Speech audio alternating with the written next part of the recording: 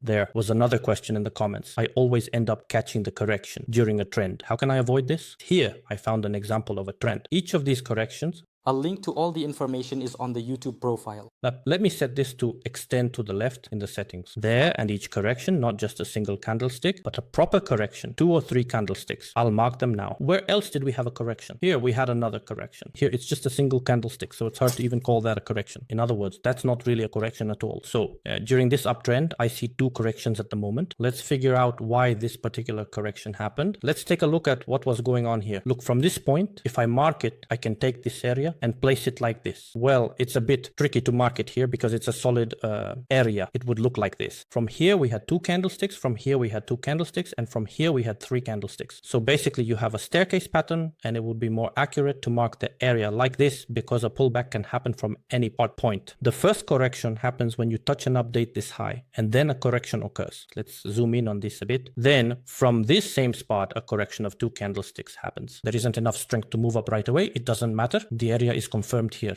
Next, I'll mark this high. I'll do it like this. Look, the next pullback movement, the next candlestick also happens after breaking the high from where a 3 candlestick move was made. It's small, but there was a reaction to it. There is this maximum. Now I'll remove this area. We've already dealt with it. Let's put the maximum here. Look, it's a good high, clearly visible. We break through it with a large, solid-bodied candlestick. There's no reaction at all. We move higher. This kind of candlestick. Yes, so there was no correction here. But from here, a strong, solid-bodied candlestick shot out. What was the volume growing on? On the buyer, we recently made this high. Why do we even need it here when we have the main one right next to it? That's why we just made this trend. But this one was broken. I'm showing this correction here, yes, but I would mark the area completely differently. I would mark the area up to this high, and I would mark the area like this. Why like this? Because this is the main high that interests the price. And right here, buyers didn't let the price go higher, and sellers made another strong move downward. I can assume that from this point, a more or less corrective move might happen. They come in, update this high where it all started. What happens? A pullback happens. There's an attempt to go down, but they don't let it drop. Buyers deliberately buy it back here for a further move up.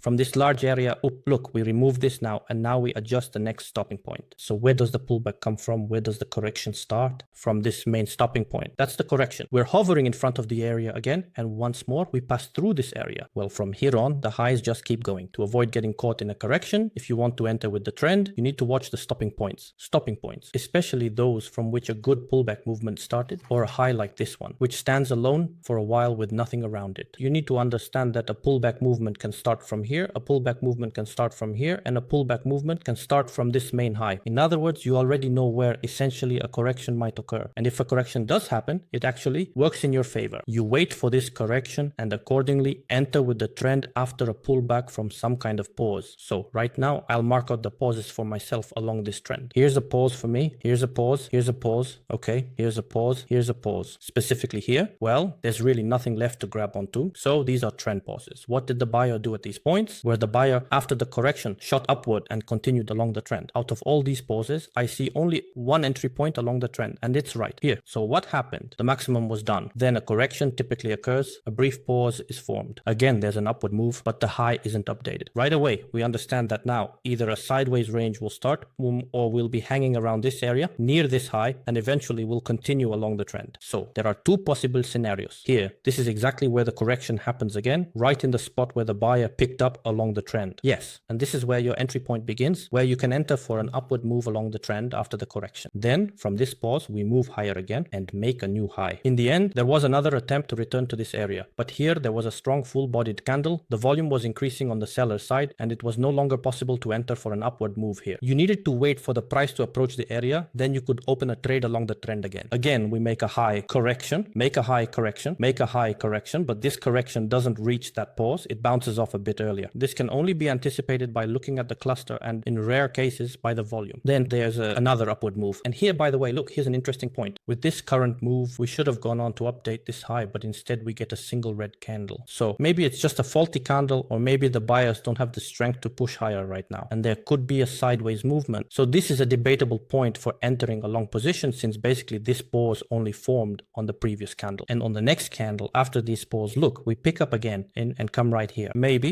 if after this candle closed the downward movement continued right after the green one, then here too there was an entry point to go along with the trend. But when this pullback happened, I don't know from the historical data, I don't want to go searching for all of this and checking it minute by minute. Formally, this could have been a second entry point, then again a new high. We come back again, thus creating a new pause. Again, a candle up and then a move down. If you could catch the entry point of this local move with the trend here, that's another option. You could have taken that as well. So after that, it's a tight sideways range, then a breakout from the range by the buyer, and that's it. Yes, right now there isn't, well, the nearest pause is this one here, which you could have taken. This is the closest pause after the correction. The buyer showed themselves, but didn't go on to make a new high. The seller puts out a solid bodied candle like this. Yes, thereby updating the low. Now my question is, buyer, where are you? By the way, let's see what the buyer accomplished with this move. They didn't accomplish anything. By the way, they're actually not far at all from new highs. So that's how you can catch the correction. Next, in order for the buyer to follow the trend, it's not enough to just draw an arrow like this and enter at the touch, because if that were the case, our trends would go up or down endlessly or just move sideways. The buyer needs to have a goal, an incentive to move higher. What drives the price is driven by liquidity, right? You need to have some points above. That is, there is a real level here. If you switch to a higher time frame, there will be a level here that everyone can see. There may be liquidity behind it. This is the price maximum that the buyer reached at that time. After that, we had a downtrend. Here's a reversal, and the buyer is moving somewhere again. Where is he going? Where is he headed? Where's the nearest good target? What is the purpose of this trending movement? It's to reach this area. Yes, so the buyer's goal in this trend right now is to move higher. It's really great when this target is also confirmed by the market profile. Unfortunately, there aren't many such situations, but if you spend a lot of time watching the market, you can find them.